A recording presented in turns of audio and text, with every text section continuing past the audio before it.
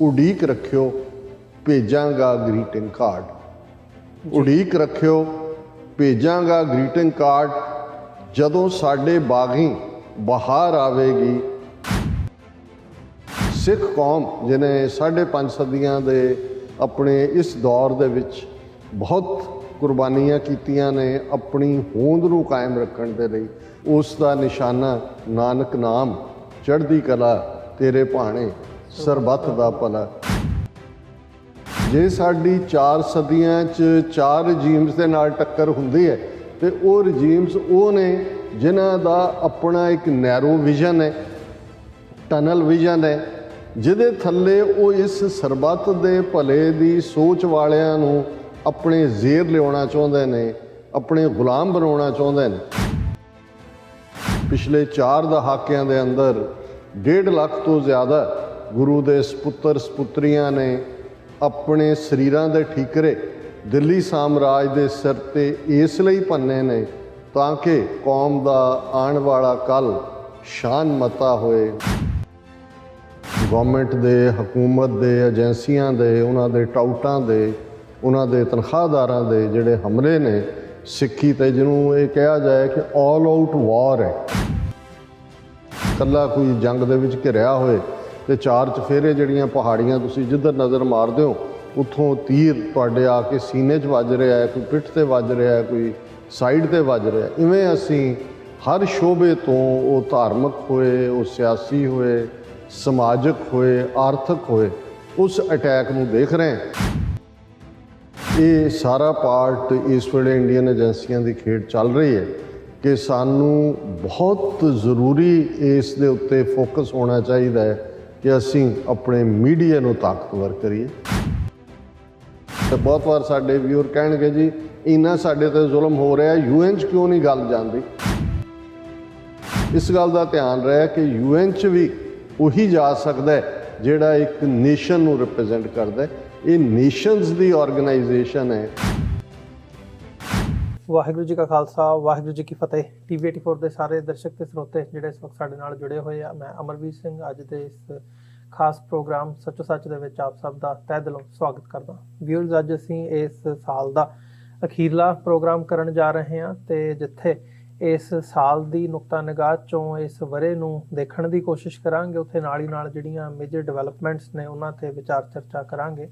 ਆਪ ਸਭ ਦਾ ਤਹਿ ਦਿਲੋਂ ਸਵਾਗਤ ਹੈ। ਸਾਡੇ ਪਾਕਿਸਤਾਨੀ ਵੀਰ ਭੈਣ ਜਿਹੜੇ ਸਾਡੇ ਨਾਲ ਇਸ ਵਕਤ ਜੁੜੇ ਹੋਏ ਨੇ ਉਹਨਾਂ ਨੂੰ ਅਸਲਾਮ ਵਾਲੇਕੁਮ। ਡਾਕਟਰ ਅਮਰਜੀਤ ਸਿੰਘ ਇਸ ਵਕਤ ਸਾਡੇ ਨਾਲ ਮੌਜੂਦ ਨੇ ਅੱਜ ਇਸ ਪ੍ਰੋਗਰਾਮ ਦੇ ਵਿੱਚ, ਜਿੱਥੇ ਸਭ ਤੋਂ ਪਹਿਲਾਂ ਤੁਹਾਨੂੰ ਮੁਬਾਰਕਬਾਦ ਕਹਿੰਦੇ ਆ ਇਸ ਸਾਲ ਦੇ ਲੰਘਣ ਦੇ ਉੱਤੇ, ਨਵੇਂ ਵਰੇ ਦੀ ਆਮਦ ਦੇ ਉੱਤੇ। ਚੜ੍ਹਦਾ ਤੇ ਲਹਿੰਦਾ ਪੰਜਾਬ ਇਸ ਵਕਤ ਉੱਥੇ ਨਵੀਂ ਸਵੇਰ ਚੜ੍ਹ ਚੁੱਕੀ ਹੈ ਤੇ ਨਵਾਂ ਸਾਲ ਚੜ੍ਹ ਚੁੱਕਿਆ। ਸਾਰਿਆਂ ਨੂੰ ਬਹੁਤ ਬਹੁਤ ਮੁਬਾਰਕਾਂ। ਉਮੀਦ ਕਰਦੇ ਹਾਂ ਤੇ ਅਰਦਾਸ ਕਰਦੇ ਹਾਂ ਰੱਬ ਅੱਗੇ ਕਿ ਜਿਹੜਾ ਨਵਾਂ ਵਰਾ ਹੈ ਇਹ ਸਾਰਿਆਂ ਲਈ ਖੁਸ਼ੀਆਂ ਭਰਿਆ ਹੋਵੇ, ਖੇੜਿਆਂ ਭਰਿਆ ਹੋਵੇ। ਸ਼ੁਰੂਆਤ ਕਰਦੇ ਹਾਂ ਅੱਜ ਦੇ ਪ੍ਰੋਗਰਾਮ ਦੀ। ਡਾਕਟਰ ਸਾਹਿਬ ਤੁਹਾਡਾ ਸਵਾਗਤ ਹੈ ਜੀ।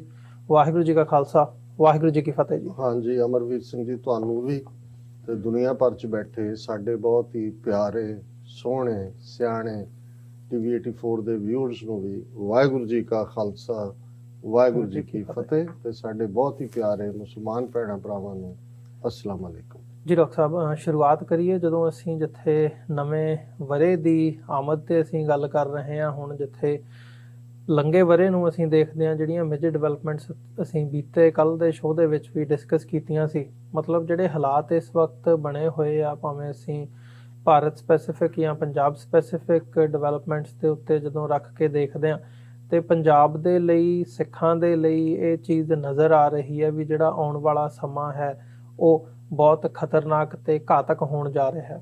ਜਦੋਂ ਕਿਸਾਨ ਸੰਘਰਸ਼ ਦੇ ਹਵਾਲੇ ਨਾਲ ਦੇਖਦੇ ਹਾਂ, ਪੰਜਾਬ ਦੀਆਂ ਇਲੈਕਸ਼ਨਸ ਨੂੰ ਮੁੱਖ ਰੱਖਦਿਆਂ ਹੋਇਆਂ ਜਿਹੜੀ ਸਥਿਤੀ ਗਰਾਊਂਡ ਦੇ ਉੱਤੇ ਬਣੀ ਹੋਈ ਹੈ, ਕੋਈ ਆਸ ਦੀ ਕਿਰਨ ਜਾਂ ਕੋਈ ਐ ਨਹੀਂ ਨਜ਼ਰ ਆ ਰਿਹਾ ਵੀ ਅਸੀਂ ਕਿਸੇ ਪਾਸੇ ਨੂੰ ਅੱਗੇ ਵਧਾਂਗੇ। ਹਾਲਾਂਕਿ ਕਿਸਾਨ ਸੰਘਰਸ਼ ਨੂੰ ਇੱਕ ਜਿੱਤ ਦੇ ਤੌਰ ਤੇ ਪ੍ਰੋਜੈਕਟ ਕੀਤਾ ਗਿਆ, ਜਦੋਂ ਜਿੱਤ ਹੋਈ ਹੈ ਮੁੜ ਕੇ ਆਏ ਆ, ਪਰ ਹੁਣ ਜਿਸ ਕਿਸਮ ਦੇ ਹਾਲਾਤ ਹੁਣ ਬਣ ਗਏ ਆ, ਅਗਲਾ ਜਿਹੜਾ ਸਾਰਾ ਸਮਾਂ ਹੈ ਉਹ ਧੁੰਦਲਾ ਨਜ਼ਰ ਆ ਰਿਹਾ ਹੈ। ਸੋ ਗੱਲ ਉੱਥੇ ਕਿ ਜੇ ਆ ਕੇ ਬਣ ਜਾਂਦੀ ਹੈ ਵੀ ਨਵੇਂ ਵਰੇ ਦੇ ਵਿੱਚ ਹੋਊਗਾ ਕੀ। ਸੋ ਪਹਿਲਾਂ ਪੰਜਾਬ ਸਪੈਸੀਫਿਕ ਜਾਂ ਸਿੱਖ ਪਰਸਪੈਕਟਿਵ ਤੋਂ ਦੇਖੀਏ ਵੀ ਇਹ ਬਣਦਾ ਕੀ ਆ।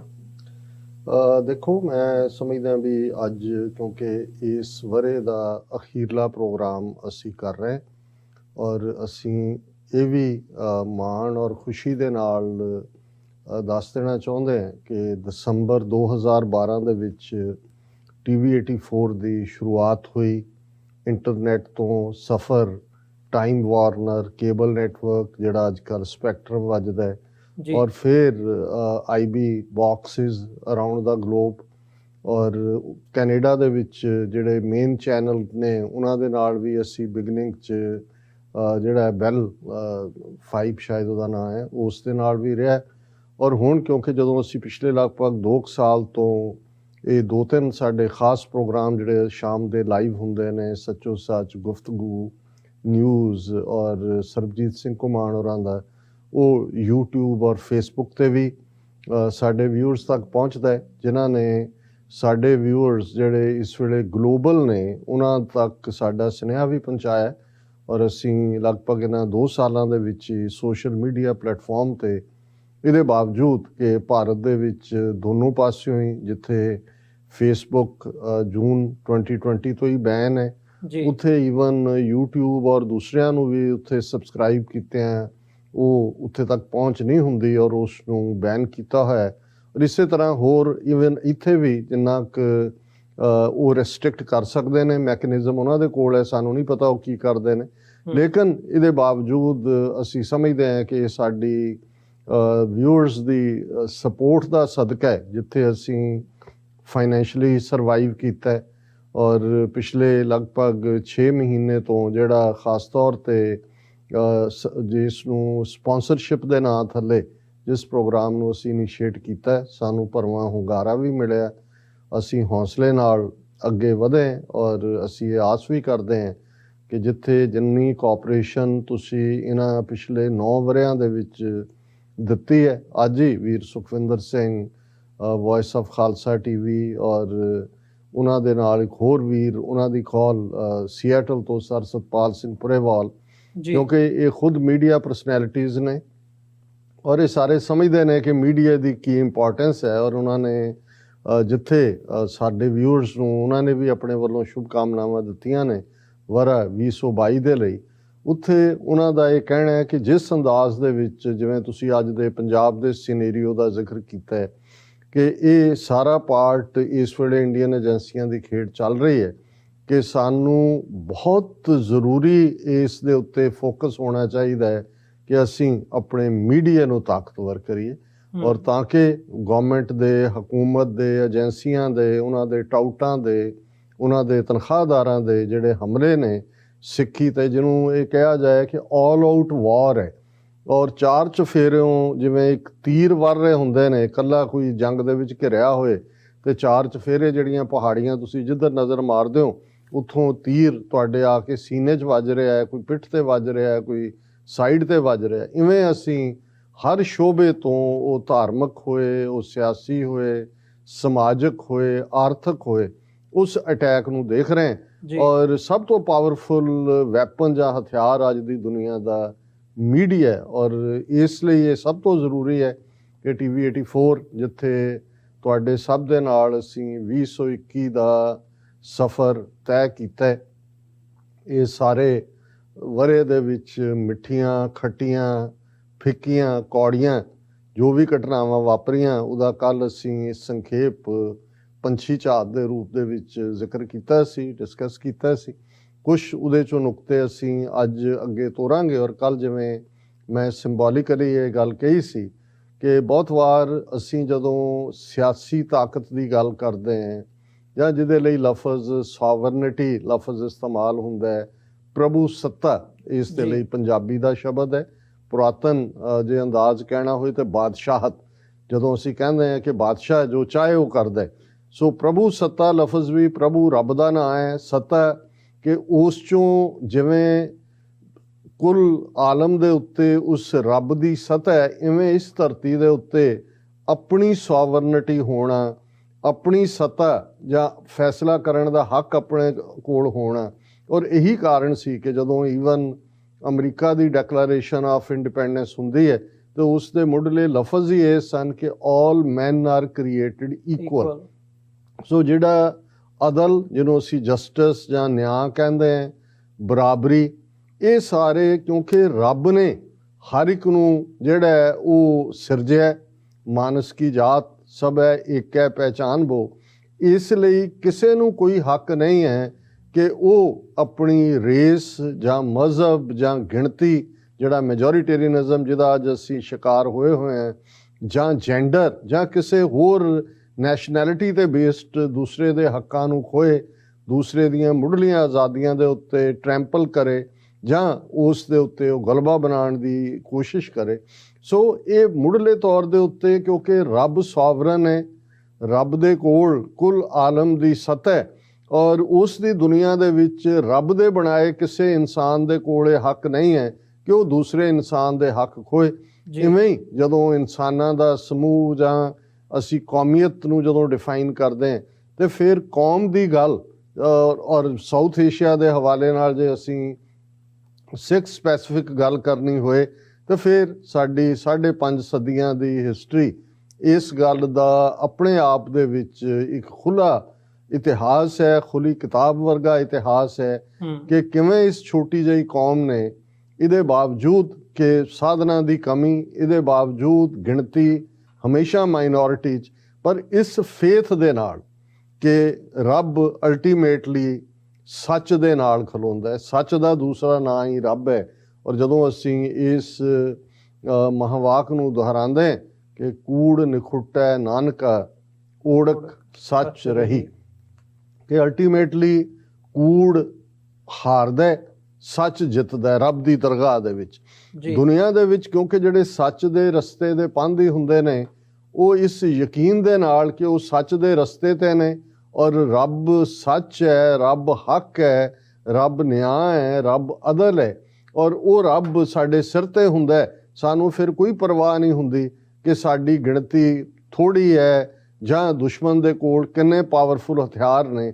ਔਰ ਇਹੀ ਸਪਿਰਿਟ ਜਿਹੜੀ ਹੈ ਸਾਨੂੰ ਪਿਛਲੀਆਂ 5 ਸਦੀਆਂ ਤੋਂ ਜਿਹੜੀ ਹੈ, ਜੇ ਅਸੀਂ ਝੂਠ ਨੂੰ ਪਛਾੜਿਆ, ਇਹਨਾਂ 4 ਸਦੀਆਂ ਦੇ ਵਿੱਚ ਅਸੀਂ 4 ਪਾਵਰਫੁਲ ਪਾਤਸ਼ਾਹੀਆਂ ਉਹਨਾਂ ਦੇ ਨਾਲ ਟੱਕਰ ਲਈ, ਆਪਣੀ ਈਨ ਮਨਵਾਈ, ਆਪਣੀ ਗੱਲ ਨੂੰ, ਆਪਣੇ ਸਟੈਂਡ ਨੂੰ ਕਾਇਮ ਰੱਖਿਆ। ਉਹ ਮੁਗਲਿਆ ਸਲਤਨਤ ਹੋਏ, ਦਰਾ ਖੈਬਰ ਪਾਰ ਦੇ ਹਮਲਾਵਰ ਹੋਣ, ਬ੍ਰਿਟਿਸ਼ ਬਸਤੀਵਾਦੀ ਹੋਣ ਜਾਂ ਅੱਜ ਦੇ ਹਿੰਦੂਤਵੀ ਹਾਕਮ ਹੋਣ, ਤੇ ਸਾਡਾ ਸਭ ਤੋਂ ਪਾਵਰਫੁਲ ਹਥਿਆਰ ਅਲਟੀਮੇਟਲੀ ਅਸੀਂ ਸੱਚ ਦੇ ਕਿਲੇ ਦੇ ਵਿੱਚ ਬੈਠੇ ਹੋਏ। ਔਰ ਸੱਚ ਦਾ ਕਿਲਾ ਜਦੋਂ ਗੁਰਬਾਣੀ ਨੂੰ ਅਸੀਂ ਯਾਦ ਕਰਦੇ ਹਾਂ ਕਿ ਨਾਨਕ ਰਾਜ ਚਲਾਇਆ ਸੱਚ ਕੋਟ ਸਤਾਣੀ ਨੀਂਵ ਦੇ, ਕਿ ਗੁਰੂ ਨਾਨਕ ਸਾਹਿਬ ਨੇ, ਗੁਰੂ ਨਾਨਕ ਪਾਤਸ਼ਾਹ ਨੇ ਜਿਹੜਾ ਰਾਜ ਸਥਾਪਿਤ ਕੀਤਾ ਉਹ ਸੱਚ ਦਾ ਕਿਲਾ।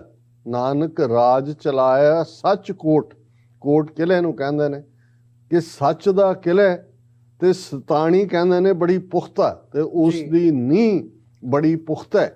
ਔਰ ਇਹੀ ਅਸੀਂ, ਇਹ ਠੀਕ ਹੈ ਜਦੋਂ ਅਸੀਂ ਵਰਾ 2021 ਨੂੰ ਅੱਜ ਅਲਵਿਦਾ ਕਹਿ ਰਹੇ ਹਾਂ ਨਿਊਯਾਰਕ ਸ਼ਹਿਰ 'ਚ ਬੈਠੇ, ਹਾਲਾਂ ਜੇ ਨਿਊਜ਼ੀਲੈਂਡ, ਆਸਟ੍ਰੇਲੀਆ, ਟੋਕੀਓ, ਜਾਪਾਨ, ਉਹ ਸਾਰੇ ਤੋਂ ਦੇਖੀਏ, ਉਹ ਸਭ ਤੋਂ ਪਹਿਲਾਂ ਹਾਲਾਂ ਇਸ ਗੱਲ ਦਾ ਧਿਆਨ ਰਹੇ ਕਿ ਸੂਰਜ ਕਦੇ ਵੀ ਨਾ ਚੜ੍ਹਦਾ ਤੇ ਨਾ ਅਸਤ ਹੁੰਦਾ। ਕੋਈ ਇਹ ਫਿਨੋਮੀਨਾ ਨਹੀਂ ਹੈ ਕਿ ਸੂਰਜ 12 ਘੰਟੇ ਆਰਾਮ ਕਰਦਾ ਫਿਰ 12 ਘੰਟੇ ਆਉਂਦਾ। ਇਹ ਧਰਤੀ ਦੀ ਗਤੀ ਹੈ ਸੂਰਜ ਦੇ ਦਿਵਾਲੇ, ਕਿ ਜਿੱਥੇ ਜਦੋਂ ਇੱਕ ਪਾਸੇ ਨਜ਼ਰ ਆ ਰਿਹਾ ਹੁੰਦਾ ਹੈ ਕਿ ਸੂਰਜ ਡੁੱਬ ਗਿਆ ਹੈ ਜਾਂ ਸੂਰਜ ਗਰੂਬ ਹੋਇਆ ਹੈ, ਤੇ ਜ਼ਾਹਰ ਹੈ ਕਿ ਜਿਹੜਾ ਦੂਸਰਾ ਹਿੱਸਾ ਧਰਤੀ ਦਾ ਹੁੰਦਾ ਹੈ ਉਹ ਉਸ ਦੇ ਵਿੱਚ ਸੂਰਜ ਚੜ੍ਹ ਰਿਹਾ ਹੁੰਦਾ ਹੈ। ਸੂਰਜ ਜਿਹੜਾ ਹੈ ਉਸ ਦਾ ਉਹ ਉਸ ਦੀਆਂ ਕਿਰਨਾਂ, ਉਸ ਦੀ ਲਾਲੀ ਜਿਹੜੀ ਹੈ ਉਹ ਦਿਨ ਨੂੰ ਸੱਦਾ ਦੇ ਰਹੀ ਹੁੰਦੀ ਹੈ। ਸੋ ਆਲਰੇਡੀ ਇਸ ਪਲੈਨਟ ਦੇ ਹਵਾਲੇ ਨਾਲ 2022 ਚੜ੍ਹ ਚੁੱਕਾ ਹੈ, ਪਰ ਕਿਉਂਕਿ ਅਸੀਂ ਨਿਊਯਾਰਕ 'ਚ ਔਰ ਅੱਜ ਅੰਟਿਲ ਮਿਡਨਾਈਟ, ਅੱਧੀ ਰਾਤ ਤੱਕ ਅਮਰੀਕਾ ਭਰ ਦੇ, ਕੈਨੇਡਾ ਭਰ ਦੇ ਗੁਰਦੁਆਰਿਆਂ ਦੇ ਵਿੱਚ ਦੀਵਾਨ ਹੋਣੇ ਨੇ, ਔਰ ਅਸੀਂ ਵੀ Gurdwara Richmond Hill cultural society, ਜਿਹੜੀ ਮਦਰ ਆਫ ਆਲ ਇੰਸਟੀਟਿਊਸ਼ਨਸ ਜਿਹਨੂੰ ਈਸਟ ਕੋਸਟ ਦੀ ਕਿਹਾ ਜਾਂਦਾ ਹੈ, ਉਸ ਦੇ ਵਿੱਚ ਅਸੀਂ ਸ਼ਮੂਲੀਅਤ ਵੀ ਕਰਾਂਗੇ। ਔਰ ਅਸੀਂ ਆਲਮੋਸਟ 9:30 ਤੋਂ ਲੈ ਕੇ ਮਿਡਨਾਈਟ ਤੱਕ ਆਪਣੇ ਵਿਊਅਰਸ ਤੱਕ ਲਾਈਵ ਪ੍ਰੋਗਰਾਮ ਵੀ ਉੱਥੋਂ ਦਾ ਪਹੁੰਚਾਵਾਂਗੇ। ਜੀ ਸੋ ਇਹ ਕਿਉਂਕਿ ਜਦੋਂ ਅਸੀਂ ਇਹ ਦੇਸ਼ ਤੇ ਕਾਲ ਦੀ ਵੰਡ ਦੇਖਦੇ ਹਾਂ, time and space the, calendars ਦੀ ਇੱਕ ਆਪਣੀ ਹਿਸਟਰੀ ਹੈ। ਅਸੀਂ ਇਨ ਬਰੀਫ ਬੇਸ਼ੱਕ ਜ਼ਿਕਰ ਕੀਤਾ ਸੀ ਕਿ ਜਿਨ੍ਹਾਂ ਦੇ ਕੋਲ ਪੋਲੀਟੀਕਲ ਪਾਵਰਸ ਹੁੰਦੀਆਂ ਨੇ ਉਹਨਾਂ ਦੇ ਕੈਲੰਡਰ ਚੱਲਦੇ ਨੇ, ਉਹਨਾਂ ਦੇ ਸਿੱਕੇ ਚੱਲਦੇ ਨੇ, ਉਹਨਾਂ ਦੀ ਮੋਹਰ ਦੇ ਥੱਲੇ ਪਰਵਾਨੇ ਜਾਰੀ ਹੁੰਦੇ ਨੇ, ਉਹਨਾਂ ਦੇ ਝੰਡੇ ਝੂਲਦੇ ਨੇ, ਉਹਨਾਂ ਦੇ ਨੈਸ਼ਨਲ ਐਂਥਮ ਹੁੰਦੇ ਨੇ, ਉਹਨਾਂ ਦੀ ਰਿਪਰੈਜ਼ੈਂਟੇਸ਼ਨ ਜਿਹੜੀ ਹੈ ਉਹਨਾਂ ਕੌਮਾਂ ਨੂੰ UN ਦੇ ਵਿੱਚ ਵੀ ਹੈ। ਬਹੁਤ ਵਾਰ ਸਾਡੇ ਵਿਊਅਰ ਕਹਿਣਗੇ ਜੀ ਇੰਨਾ ਸਾਡੇ ਤੇ ਜ਼ੁਲਮ ਹੋ ਰਿਹਾ, UN 'ਚ ਕਿਉਂ ਨਹੀਂ ਗੱਲ ਜਾਂਦੀ? ਇਸ ਗੱਲ ਦਾ ਧਿਆਨ ਰਿਹਾ ਕਿ UN 'ਚ ਵੀ ਉਹੀ ਜਾ ਸਕਦਾ ਜਿਹੜਾ ਇੱਕ ਨੇਸ਼ਨ ਨੂੰ ਰਿਪਰੈਜ਼ੈਂਟ ਕਰਦਾ। ਇਹ ਨੇਸ਼ਨਸ ਦੀ ਆਰਗੇਨਾਈਜੇਸ਼ਨ ਹੈ, ਇਹ ਕੋਈ NGOs ਜਾਂ ਕੋਈ ਹੋਰ ਪ੍ਰਾਈਵੇਟ ਆਰਗੇਨਾਈਜੇਸ਼ਨ ਨਹੀਂ ਹੈ। ਸੋ ਇਸ ਲਈ ਜਿਹੜੀ ਸਾਡੀ ਸਟਰਗਲ, ਜਦੋਂ ਅਸੀਂ ਇਸ ਸਾਰੇ ਪਾਰਟ ਨੂੰ ਦੇਖਦੇ ਹਾਂ, ਕੈਲੰਡਰਸ ਦੀ ਇੱਕ ਆਪਣੀ ਦੁਨੀਆ ਹੈ। ਅਸੀਂ ਉਹ ਜਿਸ ਦਾ ਕੱਲ੍ਹ ਵੀ ਜ਼ਿਕਰ ਕੀਤਾ ਸੀ ਕਿ ਭਾਈ ਨਾਨਕਸ਼ਾਹੀ ਕੈਲੰਡਰ ਜਿਹੜਾ ਪੰਥ ਨੇ 2003 ਦੇ ਵਿੱਚ ਜੇ ਇਸ ਨੂੰ ਮਾਨਤਾ ਦਿੱਤੀ, ਵੱਖਰੀ ਗੱਲ ਹੈ ਕਿ ਹਿੰਦੂ ਤਵੀ ਪ੍ਰਭਾਵ ਦੇ ਥੱਲੇ ਉਸ ਦਾ ਜਿਹੜਾ ਉਹ ਭਗਵਾਕਰਨ ਕਰ ਦਿੱਤਾ ਗਿਆ, ਪਰ ਇਸ ਦੇ ਬਾਵਜੂਦ ਜਿਹੜਾ ਨਾਨਕਸ਼ਾਹੀ ਕੈਲੰਡਰ ਹੈ ਉਸ ਦੀ ਬਿਗਨਿੰਗ ਪਹਿਲੀ ਚੇਤ ਨੂੰ ਹੁੰਦੀ ਹੈ, 14 ਮਾਰਚ ਦਾ ਦਿਨ ਹੁੰਦਾ ਹੈ। ਔਰ ਜਿਹੜੇ 12 ਮਹੀਨਿਆਂ ਦੇ ਨਾਂ ਨੇ ਪੰਜਾਬ ਦੇ, ਉਸ ਲੈਂਡਸਕੇਪ ਦੇ ਉੱਤੇ 6 ਵੈਦਰ ਜਿਹੜੇ ਕਿ ਫੁੱਲ 6 ਰੁੱਤਾਂ ਨੇ, ਔਰ ਜਿਹੜੇ ਮੁੱਢ ਕਦੀਮ ਤੋਂ, ਔਰ ਕਿਉਂਕਿ ਗੁਰਬਾਣੀ ਦੇ ਵਿੱਚ ਦੋਨੋਂ 12 ਮਾਹ ਤੁਖਾਰੀ ਔਰ 12 ਮਾਹ ਮਾਝ ਦੇ ਵਿੱਚ ਜਿਹੜੇ ਮਹੀਨਿਆਂ ਦਾ ਜ਼ਿਕਰ ਹੈ, ਉਹੀ ਨਾਨਕਸ਼ਾਹੀ ਕੈਲੰਡਰ ਦੇ 12 ਮਹੀਨੇ ਜਿਹਨੂੰ ਸਾਡੇ ਲਹਿੰਦੇ ਪੰਜਾਬ ਦੇ ਜਿਹੜੇ ਖਾਸ ਤੌਰ 'ਤੇ ਬਜ਼ੁਰਗ ਜਨਰੇਸ਼ਨ ਹੈ ਉਹ ਜ਼ਰੂਰ ਉਹਨਾਂ ਨਾਵਾਂ ਤੋਂ ਜਾਣੂ ਹੈ। ਉਹ ਚੇਤ, ਵਿਸਾਖ, ਜੇਠ, ਹਾੜ, ਸਾਵਣ, ਭਾਦੋ, ਅੱਸੂ, ਕੱਤਕ, ਮੱਘਰ, ਪੋਹ, ਮਾਹ, ਫੱਗਣ।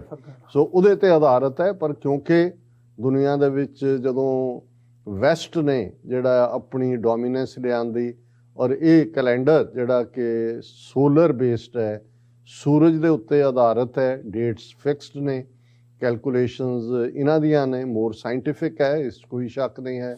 ਲਿਊਨਰ ਕੈਲੰਡਰਸ ਦੇ ਵਿੱਚ ਆਪਣੀਆਂ ਖਾਮੀਆਂ ਸੀ, ਦਿਨ ਜਿਹੜੇ ਨੇ ਉਹ ਵੱਧ ਜਾਂਦੇ ਸੀ, ਕਦੇ 12 ਦੇ 13 ਮਹੀਨੇ ਕਰ ਲੈਂਦੇ ਸੀ, ਕਦੇ ਕੁਛ ਦਿਨਾਂ ਨੂੰ ਮਾਈਨਸ ਕਰਨਾ ਪੈਂਦਾ ਸੀ। ਇਹੀ ਕਾਰਨ ਹੈ ਕਿ ਕਿਉਂਕਿ ਚੰਦਰਮਾ ਦੀ ਕਲਾ ਵੱਧਦੀ ਘਟਦੀ ਹੈ, ਜਿਹਨੂੰ ਸੁਦੀ ਤੇ ਵਦੀ ਕਹਿੰਦੇ ਨੇ ਜੀ। ਇਹੀ ਕਾਰਨ ਹੈ ਜਦੋਂ ਅਸੀਂ ਨਾਨਕਸ਼ਾਹੀ ਕੈਲੰਡਰ ਨੂੰ ਲਾਗੂ ਕਰਨ ਦੀ ਗੱਲ ਪੰਥ ਨੇ ਫੈਸਲਾ ਲਿਆ ਤੇ ਉਸ ਦਾ ਰੀਜ਼ਨ ਸੀ ਕਿ ਦੁਨੀਆ ਇਸ ਵੇਲੇ ਸੋਲਰ ਕੈਲੰਡਰ ਨਾਲ ਚੱਲਦੀ ਹੈ। ਹੁਣ ਅਸੀਂ ਜੇ 2022 ਦੀ ਗੱਲ ਕਰੀਏ ਤੇ 2022 ਦੇ ਵਿੱਚ ਗੁਰੂ ਗੋਬਿੰਦ ਸਿੰਘ ਸਾਹਿਬ ਦਾ ਪ੍ਰਕਾਸ਼ ਜ਼ਾਹਰ ਹੈ ਮੂਲ ਨਾਨਕਸ਼ਾਹੀ ਕੈਲੰਡਰ ਮੁਤਾਬਕ 5 ਜਨਵਰੀ ਨੂੰ ਹੈ ਜੀ, ਪਰ ਚੰਦਰਮਾ ਵਾਲੇ ਹਿੰਦੂ ਕੈਲੰਡਰ ਦੇ ਮੁਤਾਬਕ ਇੱਕ 9 ਜਨਵਰੀ ਨੂੰ ਹੈ, ਇੱਕ 29 ਦਸੰਬਰ ਨੂੰ ਹੈ। ਸੋ 2022 ਦੇ ਵਿੱਚ ਗੁਰੂ ਗੋਬਿੰਦ ਸਿੰਘ ਸਾਹਿਬ ਦਾ ਪ੍ਰਕਾਸ਼ 2 ਵਾਰ ਹੋਏਗਾ ਔਰ 2023 ਦੇ ਵਿੱਚ ਕੋਈ ਦਿਨ ਨਹੀਂ ਹੋਏਗਾ। ਸੋ ਇਸ ਨੂੰ ਹੀ ਮੁੱਖ ਰੱਖਦੇ ਹਾਂ ਅਸੀਂ। ਜਿੱਥੇ ਬੇਸ਼ੱਕ ਅਸੀਂ ਜ਼ਿਕਰ ਕੀਤਾ ਸੀ ਕਿ ਬਿਫੋਰ ਕ੍ਰਾਈਸਟ ਜਾਂ ਇਨ ਦਾ ਈਅਰ ਆਫ ਆਵਰ ਲਾਰਡ, ਇਹ ਸਾਰੀ ਜੀਸਸ ਕ੍ਰਾਈਸਟ ਨੂੰ ਟ੍ਰਿਬਿਊਟ ਹੈ। ਹਾਲਾਂਕਿ ਜੂਇਸ਼ ਸੁਜੈਸ਼ਨ ਤੋਂ ਬਾਅਦ ਜਾਂ ਕੁਝ ਹੋਰ ਸੈਕੂਲਰ ਲੋਕ ਹੁਣ ਇਸ ਨੂੰ ਜਿਹੜਾ ਕਾਮਨ ਈਰਾ ਕਹਿੰਦੇ ਨੇ, CE ਦੇ ਨਾਲ ਜੋੜ ਕੇ ਦੇਖਦੇ ਨੇ ਔਰ ਉਸ ਦੇ ਨਾਲ। ਲੇਕਿਨ ਸਾਨੂੰ ਕੋਈ ਪ੍ਰੋਬਲਮ ਨਹੀਂ ਹੈ ਕਿ ਵੀ ਇਹ ਈਵਨ ਜੇ BC ਜਾਂ AD ਦੇ ਨਾਲ ਵੀ ਰਹੇ। ਲੇਕਿਨ ਮੈਂ ਇਹ ਐਮਫਸਾਈਜ਼ ਕਰਨਾ ਚਾਹੁੰਦਾ ਕਿ ਜਦੋਂ ਅਸੀਂ ਦੁਨੀਆ ਦੇ ਇਸ ਮੌਜ਼ੈਕ ਦੇ ਵਿੱਚ, ਇਸ ਧਰਤੀ ਦੇ ਉੱਤੇ ਜਿੱਥੇ ਸੈਂਕੜੇ ਐਥਨੀਸਿਟੀਜ਼ ਨੇ, 200 ਤੋਂ ਜ਼ਿਆਦਾ ਮੁਲਕ ਨੇ, ਸਿੱਖ ਕੌਮ ਜਿਹਨੇ 5.5 ਸਦੀਆਂ ਦੇ ਆਪਣੇ ਇਸ ਦੌਰ ਦੇ ਵਿੱਚ ਬਹੁਤ ਕੁਰਬਾਨੀਆਂ ਕੀਤੀਆਂ ਨੇ ਆਪਣੀ ਹੋਂਦ ਨੂੰ ਕਾਇਮ ਰੱਖਣ ਦੇ ਲਈ। ਔਰ ਸਿੱਖੀ ਦੀ ਹੋਂਦ ਇਸ ਲਈ ਵੀ ਇੰਪੋਰਟੈਂਟ ਹੈ। ਮੈਂ ਇਹ ਨਹੀਂ, ਅਸੀਂ ਦਾਅਵਾ ਨਹੀਂ ਕਰਦੇ ਕਿ ਅਸੀਂ ਸਾਰਿਆਂ ਨੂੰ ਆਪਣੇ ਝੰਡੇ ਥੱਲੇ ਲਿਆਉਣਾ ਹੈ। ਅਸੀਂ ਇਹ ਦਾਅਵਾ ਵੀ ਨਹੀਂ ਕਰਦੇ ਕਿ ਸਾਡਾ ਹੀ ਤਰੀਕਾ ਸਭ ਤੋਂ ਉੱਤਮ ਤਰੀਕਾ ਹੈ, ਬਾਕੀ ਸਾਰੇ ਜਿਹੜੇ ਨੇ ਉਹ ਵੀਕ ਨੇ ਜਾਂ ਉਹ ਮਾੜੇ ਨੇ। ਪਰ ਅਸੀਂ ਇਹ ਵੀ ਸਮਝਦੇ ਹਾਂ ਕਿ ਇਹ ਸਿੱਖੀ ਦਾ ਬੂਟਾ ਹੈ ਜਿਹੜਾ ਗੁਰੂ ਨਾਨਕ ਸਾਹਿਬ ਨੇ ਲਾਇਆ। 10 ਪਾਤਸ਼ਾਹੀਆਂ ਨੇ ਲਗਭਗ 230 ਵਰੇ 1469 ਤੋਂ 1699 ਤੱਕ ਉਸ ਬੂਟੇ ਨੂੰ, ਉਹ ਖਾਲਸੇ ਦਾ ਫਲ ਜਿਹੜਾ 1699 ਈਸਵੀ ਨੂੰ ਲੱਗਾ, ਇਹ ਖੂਬਸੂਰਤ ਇਨਸਾਨ ਜਿਹੜਾ ਰੱਬ ਦੇ ਨਾਲ ਜੁੜਿਆ ਹੋਇਆ, ਬੁੱਧ ਸੋ ਦੀਪਕ ਜਿਉਂ ਉਜਿਆਰੇ, ਇੰਟੈਲੈਕਟ ਸ਼ਾਈਨਿੰਗ ਲਾਈਕ ਦਾ ਕੈਂਡਲ ਲਾਈਟ, ਸਰੀਰਕ ਤੌਰ ਤੇ ਤੰਦਰੁਸਤ, ਲੇਕਿਨ ਉਸ ਦਾ ਨਿਸ਼ਾਨਾ ਨਾਨਕ ਨਾਮ, ਚੜ੍ਹਦੀ ਕਲਾ ਤੇਰੇ ਭਾਣੇ, ਸਰਬੱਤ ਦਾ ਭਲਾ। ਕੁੱਲ ਇਨਸਾਨੀਅਤ ਜਿਸ ਦੇ ਕਲਾਵੇ ਵਿੱਚ ਹੈ, ਕੁੱਲ ਮਨੁੱਖਤਾ ਨੂੰ ਜਿਹੜਾ ਪਿਆਰ ਕਰਦਾ ਹੈ, ਜਿਹੜਾ ਦਿਨ ਦੀ ਸ਼ੁਰੂਆਤ ਇੱਕ ਓੰਕਾਰ ਦੇ ਜਾਪ ਨਾਲ ਕਰਦਾ ਹੈ ਕਿ ਇਹ ਸਾਰੀ ਕਾਇਨਾਤ ਜਿਸ ਦੇ ਵਿੱਚ ਇਹ ਸਾਡੀ ਧਰਤੀ, ਸਾਡਾ ਅਸਮਾਨ, ਕਈ ਗਲੈਕਸੀਜ਼, ਬਿਲੀਅਨਸ ਆਫ ਤਾਰੇ ਸਿਆਰੇ, ਜਿਹੜੀਆਂ ਗਲੈਕਸੀਜ਼ ਨੇ, ਉਹ ਸਗਲ ਸਮਗਰੀ ਤੁਮਰੇ ਸੂਤਰ ਤਾਰੀ, ਕਿ ਇਹ ਸਾਰੀ ਕ੍ਰੀਏਸ਼ਨ ਉਸ ਇੱਕ ਤੇਰੇ ਨਾਂ ਦੇ ਧਾਗੇ 'ਚ ਬੱਝੀ ਹੋਈ ਹੈ। ਇਹਦੇ ਨਾਲ ਉਹ ਦਿਨ ਦੀ ਸ਼ੁਰੂਆਤ ਕਰਦਾ ਹੈ ਇਸ ਜਪ ਸਾਹਿਬ ਦੇ ਨਾਲ, ਔਰ ਰਾਤ ਜਦੋਂ ਉਹ ਆਰਾਮ ਕਰਦਾ ਹੈ ਤੇ ਫਿਰ ਉਸ ਦੀ ਇਹ ਮੁਕਾਰਬਿਨ ਤੋਂ ਹੁੰਦਾ ਹੈ, ਗगन में थाल रब चंद दीपक बने, तारका मंडल जनक मोती, धूप मले आन लो पवन चवरो करे, सगल बन राए फुलंत ज्योति।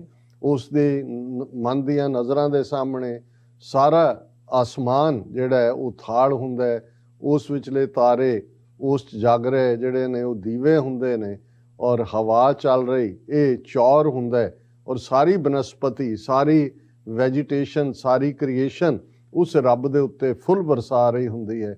ਇਹ ਉਸ ਦਾ ਗੁਣ ਗਾਇਨ ਹੈ। ਸੋ ਜਿਸ ਸਿੱਖ ਦੇ ਕੋਲ ਇਹ ਯੂਨੀਵਰਸਲ ਥਾਟ ਹੈ, ਔਰ ਜੇ ਸਾਡੀ 4 ਸਦੀਆਂ 'ਚ 4 ਰਜੀਮਸ ਦੇ ਨਾਲ ਟੱਕਰ ਹੁੰਦੀ ਹੈ ਤੇ ਉਹ ਰਜੀਮਸ ਉਹ ਨੇ ਜਿਨ੍ਹਾਂ ਦਾ ਆਪਣਾ ਇੱਕ ਨੈਰੋ ਵਿਜ਼ਨ ਹੈ, ਟਨਲ ਵਿਜ਼ਨ ਹੈ, ਜਿਹਦੇ ਥੱਲੇ ਉਹ ਇਸ ਸਰਬੱਤ ਦੇ ਭਲੇ ਦੀ ਸੋਚ ਵਾਲਿਆਂ ਨੂੰ ਆਪਣੇ ਜ਼ੇਰ ਲਿਆਉਣਾ ਚਾਹੁੰਦੇ ਨੇ, ਆਪਣੇ ਗੁਲਾਮ ਬਣਾਉਣਾ ਚਾਹੁੰਦੇ ਨੇ। ਔਰ ਇਹੀ ਟੱਕਰ, ਕੋਈ ਕਿਸੇ ਦੇ ਨਾਲ ਵੈਰ ਵਿਰੋਧ ਨਹੀਂ ਹੈ, ਨਾ ਹੀ 18ਵੀਂ ਸਦੀ 'ਚ ਇਸਲਾਮ ਦੇ ਖਿਲਾਫ ਕੋਈ ਸਿੱਖੀ ਦੀ ਲੜਾਈ ਸੀ, ਟਿਰਨੀ ਦੇ ਖਿਲਾਫ ਸੀ, ਬਰਾਬਰੀ ਦੇ ਹੱਕਾਂ ਲਈ ਸੀ। ਇਸੇ ਤਰ੍ਹਾਂ ਜੇ ਅਸੀਂ 19ਵੀਂ ਸਦੀ ਦੇ ਸੈਕੰਡ ਹਾਫ ਤੋਂ 20ਵੀਂ ਸਦੀ ਦੇ ਪਹਿਲੇ ਅੱਧ ਤੱਕ ਕ੍ਰਿਸਚਨ ਬ੍ਰਿਟਿਸ਼ਰਸ ਦੇ ਨਾਲ ਟੱਕਰ ਲਈ, ਉਹ ਕ੍ਰਿਸਚੀਅਨਿਟੀ ਦੇ ਖਿਲਾਫ ਲੜਾਈ ਨਹੀਂ ਸੀ, ਉਹ ਕਲੋਨੀਅਲਿਜ਼ਮ ਦੇ ਖਿਲਾਫ ਸੀ। ਅੱਜ ਵੀ ਕੋਈ ਲੜਾਈ ਸਾਡੀ ਹਿੰਦੂ ਧਰਮ ਦੇ ਖਿਲਾਫ ਨਹੀਂ ਹੈ। ਉਸ ਹਿੰਦੂ ਥਾਟ ਜਿਹੜਾ ਦੂਸਰਿਆਂ ਨੂੰ, ਜਿਹੜਾ ਕਾਸਟ ਸਿਸਟਮ 'ਚ ਯਕੀਨ ਰੱਖਦਾ ਹੈ, ਜਿਹੜਾ ਨਾਜ਼ੀ ਲਾਈਕ ਆਈਡੀਓਲੋਜੀ 'ਚ ਯਕੀਨ ਰੱਖਦਾ ਹੈ। ਔਰ ਇਸ ਦੇ ਲਈ ਅਸੀਂ ਜੇ ਇਹਨਾਂ 74-75 ਸਾਲਾਂ 'ਚ 47 ਤੋਂ ਹੁਣ ਤੱਕ ਦੇਖੀਏ ਤੇ ਬਹੁਤ ਜ਼ਿਆਦਾ ਕੁਰਬਾਨੀਆਂ ਸਾਡੀ ਕੌਮ ਨੇ ਕੀਤੀਆਂ ਨੇ। ਪਿਛਲੇ 4 ਦਹਾਕਿਆਂ ਦੇ ਅੰਦਰ 1.5 ਲੱਖ ਤੋਂ ਜ਼ਿਆਦਾ ਗੁਰੂ ਦੇ ਸਪੁੱਤਰ ਸਪੁੱਤਰੀਆਂ ਨੇ ਆਪਣੇ ਸਰੀਰਾਂ ਦੇ ਠੀਕਰੇ ਦਿੱਲੀ ਸਾਮਰਾਜ ਦੇ ਸਿਰ ਤੇ ਇਸ ਲਈ ਭੰਨੇ ਨੇ ਤਾਂ ਕਿ ਕੌਮ ਦਾ ਆਉਣ ਵਾਲਾ ਕੱਲ ਸ਼ਾਨ ਮਤਾ ਹੋਏ, ਮਾਣ ਮਤਾ ਹੋਏ। ਸੋ ਜਿੱਥੇ ਅਸੀਂ TV 84 ਦੇ ਵਿਊਅਰਸ ਨੂੰ ਮੁਬਾਰਕਬਾਦ ਦਿੰਦੇ ਹਾਂ, ਜ਼ਾਹਰ ਹੈ ਅਸੀਂ ਆਪਣੇ ਇਮੀਡੀਏਟ ਪਰਿਵਾਰ, ਆਪਣੇ ਹੋਰ ਸੰਬੰਧੀਆਂ ਸੱਜਣਾ, ਉਹਨਾਂ ਦੀ ਜਿਹੜੀ ਹੈ ਉਹਨਾਂ ਦੀ ਖੁਸ਼ਹਾਲੀ ਮੰਗਦੇ ਹਾਂ, ਰੱਬ ਤੋਂ ਤੰਦਰੁਸਤੀ ਮੰਗਦੇ ਹਾਂ, ਵਾਹਿਗੁਰੂ ਸਭ ਨੂੰ ਆਸਾਨੀਆਂ ਅਤਾ ਕਰੇ, ਇਹ ਮੰਗਦੇ ਹਾਂ। ਪਰ ਉੱਥੇ ਜਿੱਥੇ ਸਾਡੀ ਕੌਮੀ ਹੋਣੀ, ਔਰ ਅੱਜ ਜਦੋਂ ਅਸੀਂ 2022 ਵਰੇ ਦੇ ਵਿੱਚ ਜਿਹੜਾ ਉਹ ਐਂਟਰ ਕਰ ਰਹੇ ਹਾਂ, ਤੇ ਫਿਰ ਸਾਡੀਆਂ ਮਨ ਦੀਆਂ ਨਜ਼ਰਾਂ ਸਾਹਮਣੇ ਸਾਡੇ ਇਹਨਾਂ 4 ਦਹਾਕਿਆਂ ਦੇ ਸ਼ਹੀਦ ਜ਼ਰੂਰ ਸਾਡੀਆਂ ਦੁਆਵਾਂ, ਸਾਡੀਆਂ ਅਰਦਾਸਾਂ 'ਚ ਹੋਣੇ ਚਾਹੀਦੇ ਨੇ।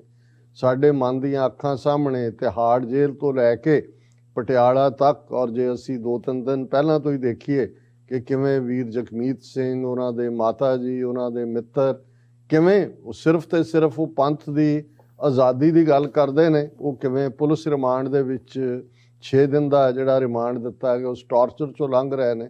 ਔਰ ਇਹ ਕਹਾਣੀ ਪਿਛਲੀਆਂ 4 ਦਹਾਈਆਂ ਤੋਂ ਲਗਾਤਾਰਤਾ ਦੇ ਨਾਲ, ਔਰ 84 ਤੋਂ ਬਾਅਦ ਜਦੋਂ ਕਿ ਸਰਕਾਰ ਨੇ ਜ਼ੁਲਮ ਕਰਨ ਦੇ ਲਈ ਫੌਜ ਦੇ ਹਵਾਲੇ ਪੰਜਾਬ ਕੀਤਾ, ਉਦੋਂ ਸਾਡੇ ਯੋਧਿਆਂ ਨੇ 1 ਦਹਾਈ ਪੂਰਾ ਜਿਹੜਾ ਉਹ ਬਹਾਦਰੀ ਦੇ ਨਾਲ ਟਾਕਰਾ ਕੀਤਾ, ਉਹ ਕੀਰਤੀਮਾਨ ਸਥਾਪਿਤ ਕੀਤੇ। ਸੋ ਅੱਜ ਅਸੀਂ ਜਦੋਂ ਇਸ ਨਵੇਂ ਵਰੇ ਨੂੰ ਸੈਲੀਬ੍ਰੇਟ ਕਰ ਰਹੇ ਹਾਂ ਤੇ ਫਿਰ ਅਸੀਂ ਉਹਨਾਂ ਆਪਣੇ ਅਣਖੀ ਯੋਧਿਆਂ ਨੂੰ ਵੀ, ਆਪਣੇ ਕੌਮ ਦੇ ਸ਼ਹੀਦਾਂ ਨੂੰ ਵੀ, ਔਰ ਉਹਨਾਂ ਸਾਰਿਆਂ ਨੂੰ ਜਿਹੜੇ ਅੱਜ ਵੀ ਜੇਲ੍ਹਾਂ 'ਚ ਬੈਠ ਕੇ ਵੀ, ਔਰ ਪੰਜਾਬ ਦੀ ਧਰਤੀ ਦੇ ਉੱਤੇ, ਭਾਰਤ ਭਰ ਦੇ ਵਿੱਚ ਔਰ ਦੁਨੀਆ ਭਰ ਦੇ ਵਿੱਚ ਕੌਮੀ ਅਣਖ ਆਣ ਔਰ ਖਾਲਿਸਤਾਨ ਦੀ ਪ੍ਰਾਪਤੀ ਦੇ ਲਈ, ਤਾਂ ਕਿ ਦਰਿਆਏ ਜਮਨਾ ਤੋਂ ਵਾਘਾ ਤੱਕ ਜਿਹੜਾ ਸਾਡੀ ਤਹਿਜ਼ੀਬ ਦਾ ਮਰਕਜ਼ ਹੈ, ਜੀ ਜਿਹੜਾ ਸਾਡੀ ਸਿਵਲਾਈਜੇਸ਼ਨ, ਸਾਡਾ ਮੁਲਕ ਖਾਲਿਸਤਾਨ ਹੈ ਔਰ ਅੱਜ ਇੰਡੀਅਨ ਆਰਮੀ ਜੈਕ ਬੂਟ ਥੱਲੇ ਹੈ, ਉਸ ਨੂੰ ਲਿਬਰੇਟ ਕਰਵਾਈਏ।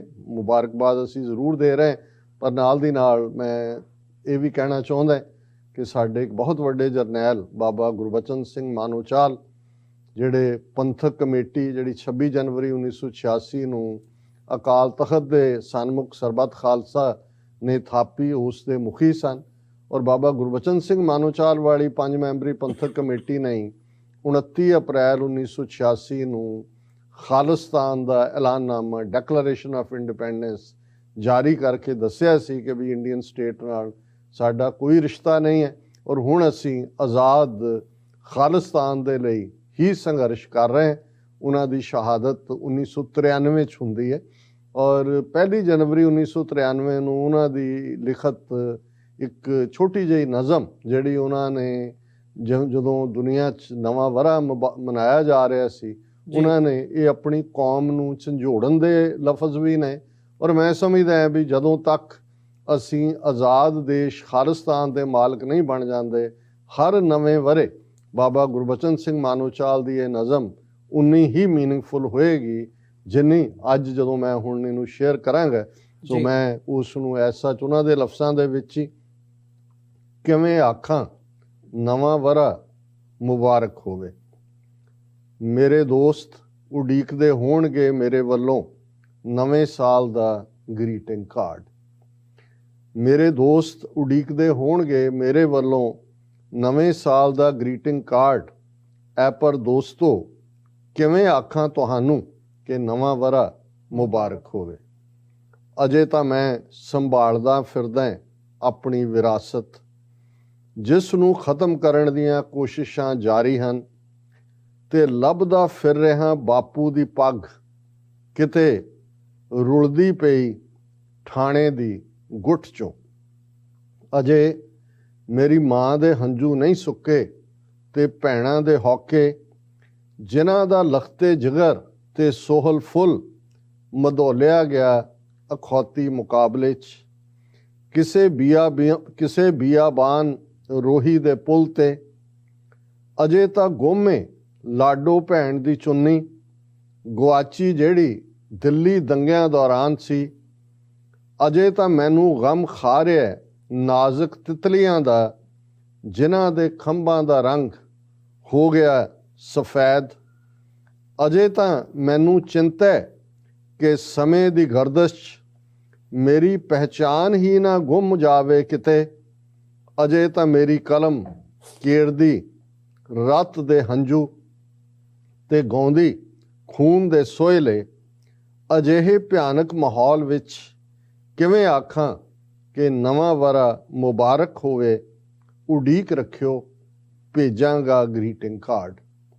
ਉਡੀਕ ਰੱਖਿਓ ਭੇਜਾਂਗਾ ਗ੍ਰੀਟਿੰਗ ਕਾਰਡ। ਜਦੋਂ ਸਾਡੇ ਬਾਗੀ ਬਹਾਰ ਆਵੇਗੀ, ਮੇਰੇ ਦੋਸਤ ਉਡੀਕਦੇ ਹੋਣਗੇ ਮੇਰੇ ਵੱਲੋਂ ਨਵੇਂ ਸਾਲ ਦਾ ਗ੍ਰੀਟਿੰਗ ਕਾਰਡ। ਐ ਪਰ ਦੋਸਤੋ ਕਿਵੇਂ ਆਖਾਂ ਤੁਹਾਨੂੰ ਕਿ ਨਵਾਂ ਵਰ੍ਹਾ ਮੁਬਾਰਕ ਹੋਵੇ।